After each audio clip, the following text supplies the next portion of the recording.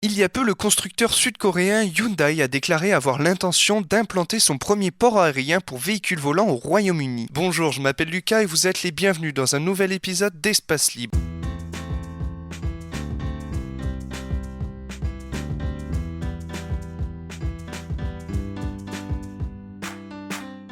Il s'agira pour cette société de réaliser des démonstrations dans le cadre du développement des appareils se destinant à la mobilité aérienne urbaine. Parmi les sociétés se positionnant sur le développement des voitures et autres taxis volants, certains pensent également aux infrastructures. Il est donc question d'un genre d'héliport afin d'accueillir des aéronefs électriques à décollage et atterrissage verticaux. Dans cette optique, Airbus avait fait appel au cabinet d'architecture néerlandais MVRDV en 2020. Dans un communiqué publié le 28 janvier 2021, le sud-coréen Hyundai a évoqué son projet d'Urban Airport. Il s'agit de l'installation de son tout premier port aérien urbain, le Air One, à destination des véhicules volants. Celui-ci devrait voir le jour à Coventry, une ville de taille moyenne à l'est de Birmingham, au Royaume-Uni. Il faut savoir que Hyundai a récemment remporté le concours Future Flight Challenge du gouvernement britannique. Or, le prix s'accompagnait d'une subvention d'environ 1,3 million d'euros. Le constructeur, qui a également pensé à une déclinaison aquatique, a déclaré vouloir installer cette première plateforme d'ici la fin d'année 2021. Les voitures ont besoin de routes, les trains ont besoin de rails, les avions ont besoin d'aéroports, les véhicules volants auront besoin de ports aériens urbains. Il y a plus de 100 ans, le premier vol commercial au monde a décollé, créant le monde connecté moderne. Urban Airport améliorera la connectivité dans vos villes, stimulera la productivité et aidera le Royaume-Uni à prendre la tête d'une toute nouvelle économie mondiale propre, a déclaré Ricky Sundu à la tête du projet Urban Airport.